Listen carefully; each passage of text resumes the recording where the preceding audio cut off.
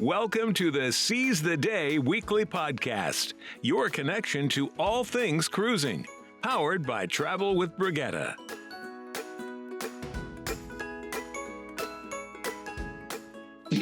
I'm Julie Williams, along with Travel with Brigetta travel agent Carla Mesa. And today we're going to talk about something people don't always think about: cruise etiquette. How to be respectful of others on a cruise ship and keep yourself out of trouble.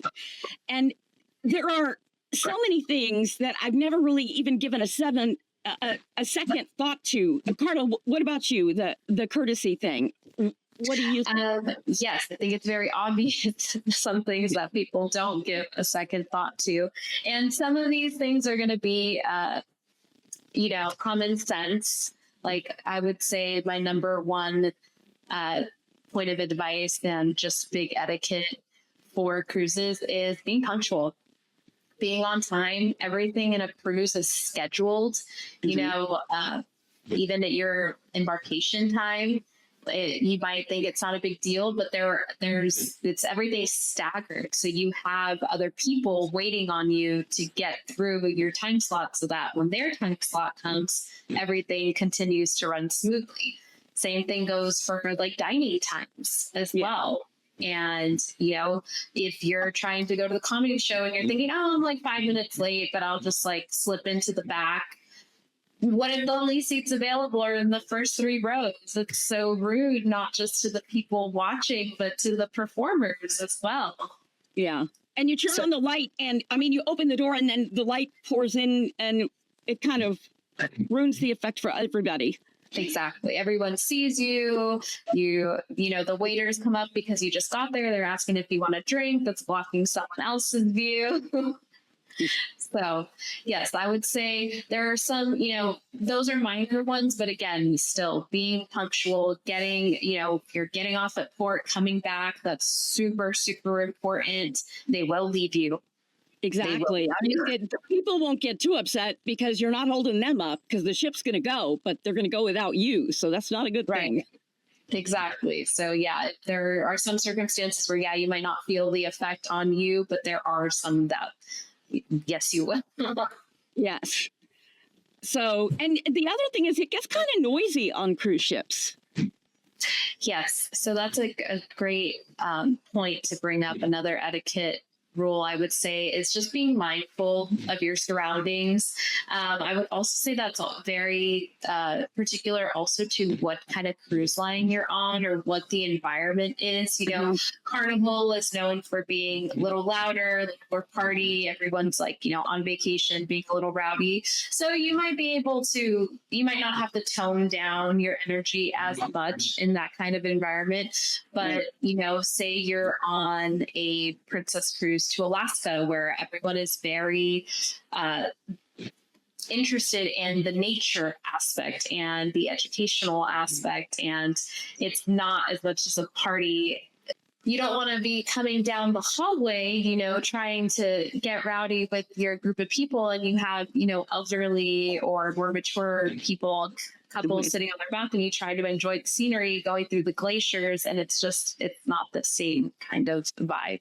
You just want to be respectful to everyone else that you're sharing this space with during this time, because everyone, invested into this vacation that they're taking, and different people want to take something different from it.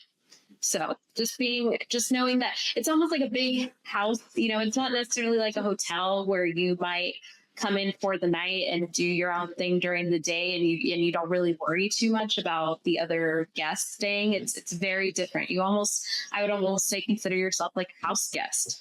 And even with that being said, I would say another point of etiquette is really being respectful to the crew. Mm-hmm. You are going to see these people, especially your maintenance people around your room, because they stay the same. So you're going to see the same crew members over and over again, especially if you're doing like a 7+ day cruise. So just really being respectful, being friendly. Even, there's that line where you're just kind of like keep your keep your space, and it's still respectful. But I would say even take a step further and actually be friendly, engage in conversation, and who knows what kind of facts about the ships or different little extras that they can provide for you, or tips that they have for the ports that you're going to. It's right. It's, some people go on ships to make friends, and that's great. And not, sometimes you may make friends, or especially if you're on a cruise line that you have loyalty with. The next time you go on that, you could be on a different ship and you can still find crew members that you recognize. I definitely have had some clients come back and tell me about stories like that. Yeah, one of the first things that I like to do when I get on a cruise, and let me preface this by saying I don't have a good memory, is I try to memorize the cruise names. Of course, not everybody, but like your cabin steward and your main waiter and the maitre d', and of course I write them down, but then I just really try to memorize them and call them by name. That's very smart. That, I'm not throwing their name in like a salesperson, but it's the respect of acknowledging who they are as a person. A lot of these people are away from their families for months at a time. And what they make is not like U.S. minimum wage. And most of them are wearing two hats, full-time as a cabin steward and then, sweeping the decks at night or something. They have two jobs and not a whole lot of time off. So they really, really do work hard. Yeah, that is a great point. Like you said, they're not just there for the 7-day cruise like you are. They're there for months at a time. Most of the cruise lines, they're not technically like American companies. So yes, exactly like you said, they're not making, a U.S. minimum wage. And that can bring us into another point, is your gratuities.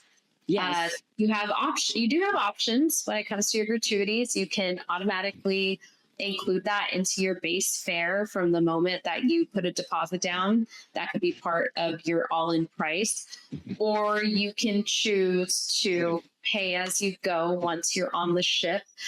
But what people don't realize when they do that is that you may only see your cabin steward and your waiter, and maybe you saw the same few people at the buffet, or you went to a specialty dining experience, and so that's the waiter that you tip. Those are not the only people that would get the gratuity that is part of the all-in price.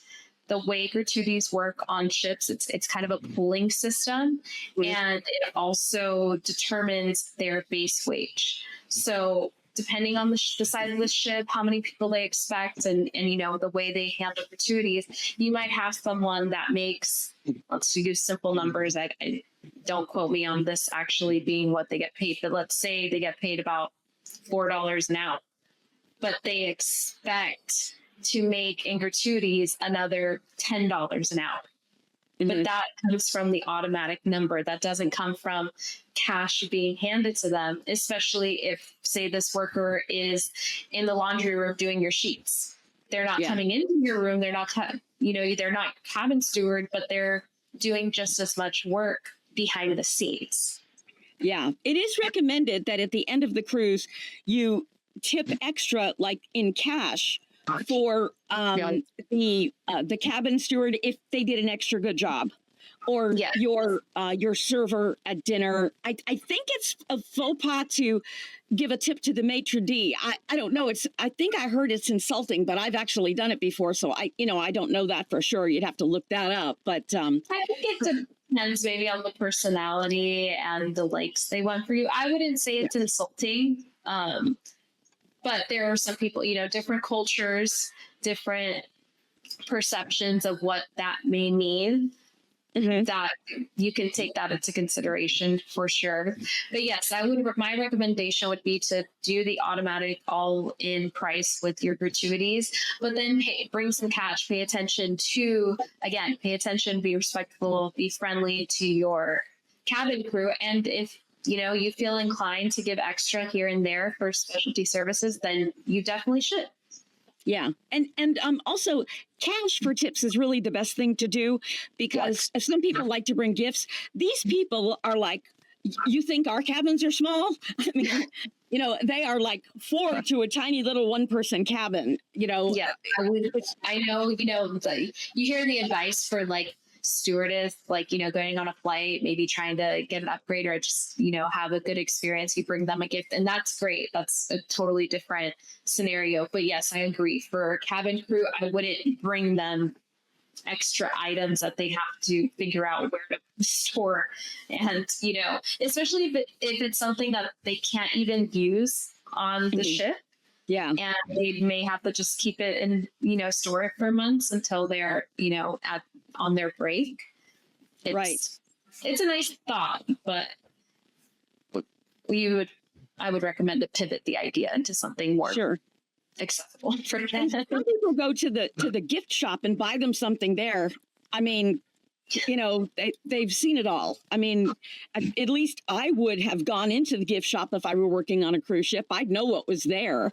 Maybe they don't, but if there's anything they wanted there or needed there, they could probably get it. They could probably get it for less than you paid. I don't know about that. Yeah, I would think so, right? Almost having like your work discount, like that's possible for sure. Yeah, I do know they have to pay for a lot of things. Like they don't get internet for free, and they're working for, like you said, some of them $4 an hour. But another thing about tipping, you typically are being automatically charged for a tip. So keep in mind that if you go to the bar, and I don't know if this is the case when you have a drinks packet, but because I think the tip might automatically have gone on the drink package. But if I were to go and buy a drink without a drink package, it would probably be charged to my room. And then if I leave them a tip at the same time, I might not realize I've tipped them already. And the tips are like, I don't know, 18, 20%, something like that. And let's say I give them, 30% on top of that, just throw a 5 down or something. Yeah. I've tipped a whole lot for that one drink, and all they did was make one drink. So know what is going to be automatically charged as tips and what isn't. Yes, definitely pay attention to that. And again, that has a lot to do with different cruise lines working differently. So if if you're used to Carnival or you're used to Caribbean, and then you go on a cruise on maybe Princess or Holland America, and you just expect everything to be the same, that might be a little disappointing. So you definitely want to pay attention to those things. Yeah. Another thing that I have to tell you has bothered me on a cruise ship. I was over in the adult area on Princess by the pool, and I had rented one of those, like the little tent things. And so my sister and I had a lounger right by the pool that we had for 4 hours. So basically it was hours. And we're relaxing and reading, and somebody was playing some kind of a talk thing or even music. I don't remember what it was, on Bluetooth speakers, like not far from us. And I asked the steward or the waiter that was coming around, can you ask them to turn that down or turn it off or put on headphones? And they did talk to him, but he never did comply with that. I think they're getting better at that, but use headphones or earbuds. Don't play your music by the pool. Not everybody wants to hear it. And especially when you go to the adult area and people are lounging, one of the reasons we go to the adult pool is so we're not listening to kids screaming and yelling. And it's a lot quieter there, and that's just so disrespectful. And another thing about by the pool too, this is a big one. This might be the biggest complaint I've ever seen about cruise ships. Is this, somebody will get up at like 6 a.m. and they'll go to the pool and they'll throw towels out on, say, 4 lounge chairs, and then they'll just leave them there all day so that there's a chair reserved for them anytime they decide to go to the pool. And the cruise ships are cracking down on that now. Some of them are actually, they don't let you have it more than 20 minutes or an hour if you're not sitting in it. And sometimes they'll take your stuff and move it, stuff like that. But sometimes they don't want to do that. People get angry with them if they do that, but it's just not cool to be a chair hog. Right. No, you're 100% right. That is probably one of the biggest complaints that we, just in this industry hear about. It comes up often. And even going back to the speaker thing, that as well is a big complaint. Things around the pool. You're right. The cruise lines are getting a lot better at this. I think some cruise lines have even banned speakers being used outside of your actual stateroom. So that's great. And there are some cruise lines that are working at making those types of policies around their chairs. Like you said, you only have about, maybe 20 minutes to an hour if it's occupied. They're putting more staff out there to kind of monitor that, to make sure they're actually, the timers are being set and they're paying attention to who's doing this. Because yes, I have definitely seen that. And it's so disappointing when you're there and you're like, okay, well, I didn't wake up at dawn to save my 4 chairs that I'm not going to use until 1 p.m. But it's 12:30 now and I'm here and I see these rows or multiple chairs and no one's there. But you're going to be respectful. You're not going to touch their things. You're not going to move.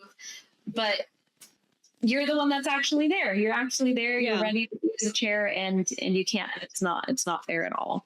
It's very there's like 100 chairs and you can't use one. It's not cool. Right.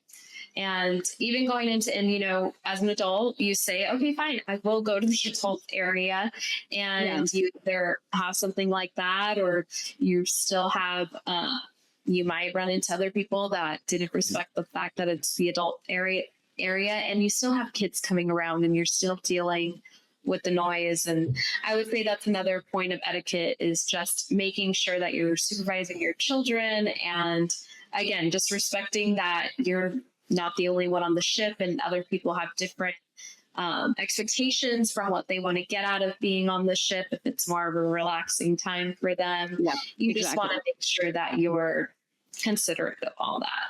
Yeah. And I've seen people, when I've been in the adult pool, because I want it to be a little quieter, bring their children to the adult pool, I guess, to get away from the crowds in the big one. I don't know why, but it's obviously the adult pool, and yet they're bringing their kids in and they're with their kids. The kids didn't just wander there and jump in. They're with their kids, and, the kids are in the area they shouldn't be. And there's a reason that there is an adult area, because some of us, would like to get away and have peace and quiet. Some parents have left the kids at home and this is their break. So, when my son was young, the cruises I went on, I didn't bring him until he was about 11. I took him on his first cruise. I think he was, about 11. And then after that, he's cruised more than I have, actually. And then with the kids, keep them quiet, like in the hallways, running up and down the hallways, and they laugh and they talk and maybe even knock on doors. Yes, I was about to make that point. Kids will be kids, but you have to teach them boundaries from a young age and respect, and that's where there's a line. Kids will be kids. They might be a little louder. They might they're excited. Maybe it's their first cruise, but yes, you want to instill in them to be considerate that there are a lot of other people around, maybe that aren't used to that. And the door knocking, that was going to be my point, is that's a big one, is it's not, again, you're a kid, you're 7, you're 8, you're 10, 11, 13 maybe, and you think it's funny, but it's not going to be funny when you're the 30-year-old upset about it. And then there's the elevators. Yes. The pressing of all the buttons. Yeah, I mean, they think it's funny to press all the buttons, but then you've got an 85-year-old that's got a walker and is just so tired and just wants to get back to his room, and it's just taking 4 times as long because, they've clicked all the buttons, and it just like, I mean, I guess it was funny to me when I was little too, but kids, I guess, need to realize it's not funny or that it's off limits. Right.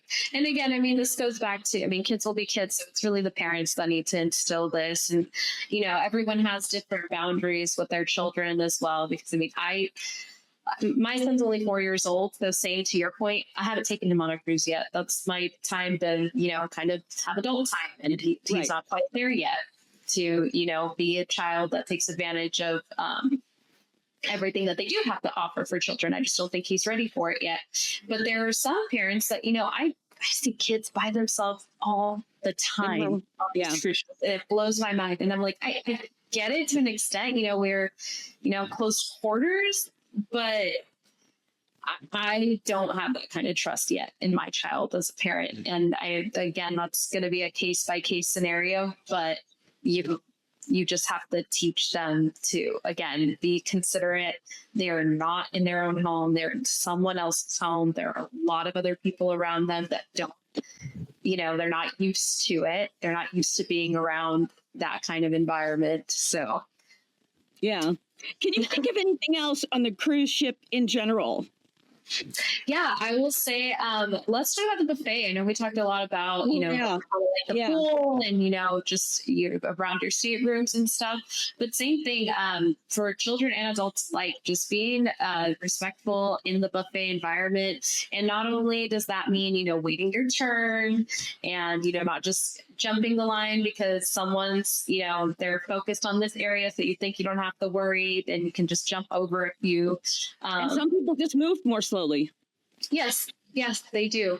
But the food's not going anywhere and you're not going anywhere. So, the 30 seconds, it'll pass. If it runs out, they're going to replenish it right now. Exactly. And then you'll have, the freshest batch, sometimes looks better. But also just like being considerate to the sanitation of, just like this is a food, clean environment, paying attention to the utensils that you're grabbing, paying attention to the fact that did you wash your hands beforehand? Did you just come from the pool? What have you, the same thing with the kids. Did the kids just run out of the pool and go grab an apple and run right back, or just grabbed a hot dog right off the plate instead of using the tongs? So definitely keeping that in mind, making sure you're thinking about everyone else, using your hand sanitizer as well. And also I would say another point for the buffet is eating within your own means. I know we get really excited and there's so much to try and you're like, we get a little bit of this, a little bit of that. And then before you know it, you maybe ate half of your plate. And the eye stomach thing. Yes. Eyes bigger than the stomach. Definitely. And again, it's one of those things where it's going to be there. So, just kind of take it slow.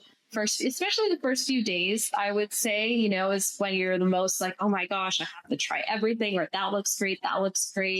I would, if you're looking at the buffet and there's like, 5 to 6 things you'll try, I'd say cut that in half. And then if you're really up for it, then you can get up a second time. It's unlimited, so, but just being mindful those first few servings, I would say, because you see a lot of waste on these ships, and it's, I even for me, like I see it and it like breaks my heart. I'm like, oh my gosh, there isn't someone around that wants to eat this. Like it's so wasteful.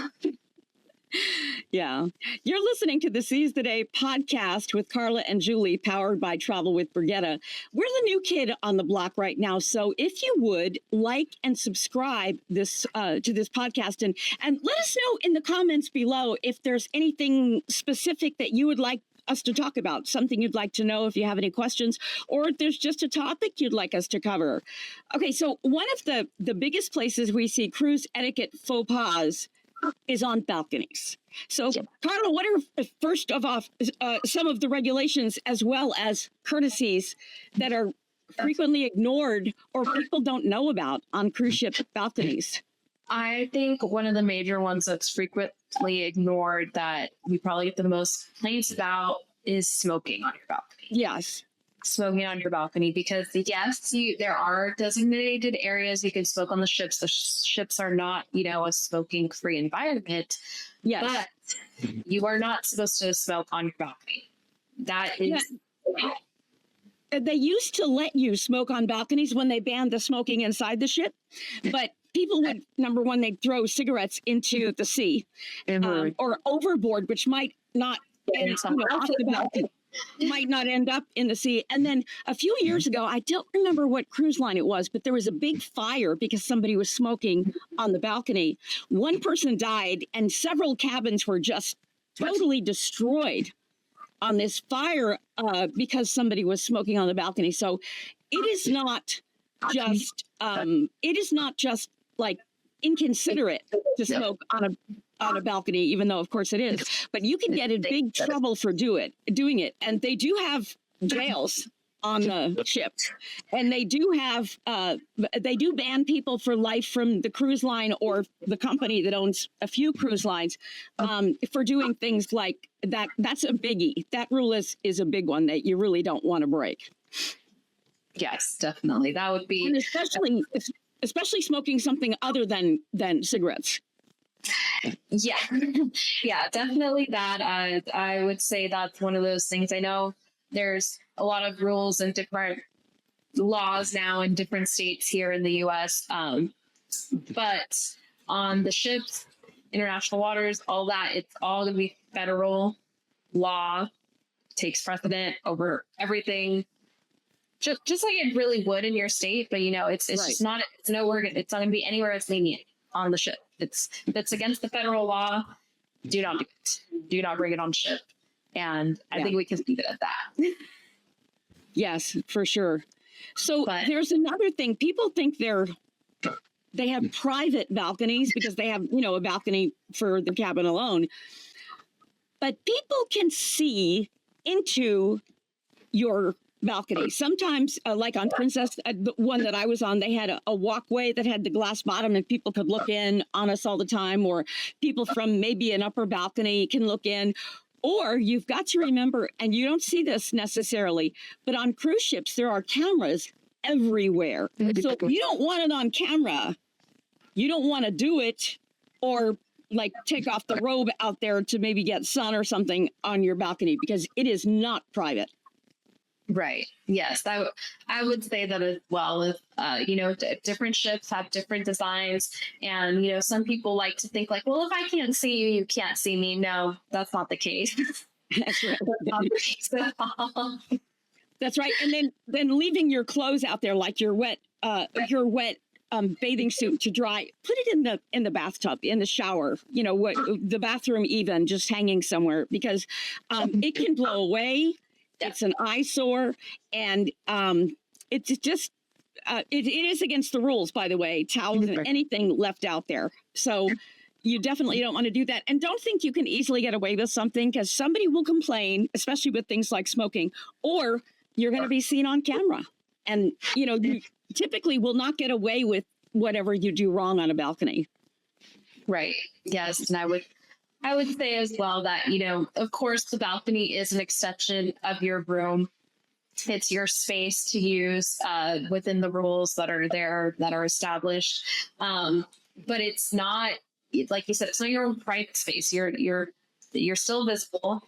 If you, are playing music or trying to have like your own little like private party in your room, people around you are still going to be able to hear it. It's still going to be disruptful. If things are getting, thrown overboard, whether you think it's trash or you're not paying attention, something like you said, you threw your towel, that's again, very wasteful, very disrespectful, even to the cruise line that, establishes these rules for a reason. And they're trying to make sure that they're doing everything on their part to not be wasteful and not do harm to the environment with just all these things ending up in the ocean. And then, they have customers that are coming up to their balcony and saying, well, I paid for this room, I can do whatever I want. Yeah. That's just not the case. Another balcony thing, and this is one that I don't like, is I like to leave the door open to the balcony. I like to sleep with the door open so I can hear the sea and I can smell the air. But that's not good.